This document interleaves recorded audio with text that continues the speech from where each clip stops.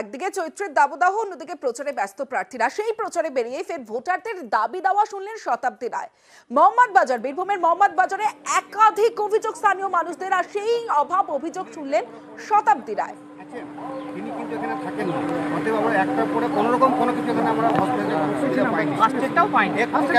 Kindly একটু দেখবেন, আপনি স্বাস্থ্য ভবনে বলবেন, এখানে গিয়ে ফার্মাসিতে এসে ওনাকে বলেছেন, উনি বলছে আমার 16 কিলোমিটার বাড়ি, অতএব আমি কিন্তু আবদ্ধ করছি না যে আমার এখানে থাকতে হবে। আপনার একটু চেঞ্জ করে অন্য ফার্মাসিতে, যাতে ফার্মাসি এখানে থাকে, তাহলে আমরা সে পরিষেবাটা বিগত দিনে আমরা পেয়েছি। অভিযোগ নেই, আমাদের একটা দাবি ছিল, মানে আমাদের প্রথমে যে হসপিটালটা আছে এখানে একটা অ্যাম্বুলেন্সের প্রয়োজন। আর দ্বিতীয় কথা যে আমাদের বিগত দিনে যে ফার্মাসি এখানে ছিলেন, তিনি এখানে কোয়ার্টার থাকতেন, যে একটা অন্য ফার্মাসি এখানে দেওয়া হোক, প্রাথমিক স্বাস্থ্যকেন্দ্রের যে পরিষেবাটা ফার্স্টে যে এটা পাবে। উনি বললেন ঠিক আছে, ইলেকশনের পেরে আমরা দেখছি, ব্যাপারটা দেখছি। এগুলো ওরা বলছে যে কি স্কিম পায়নি বা কি না পেয়েছে, সেটা দেখবো পঞ্চায়েত থেকে পায়নি কেন বা সেই স্কিমগুলো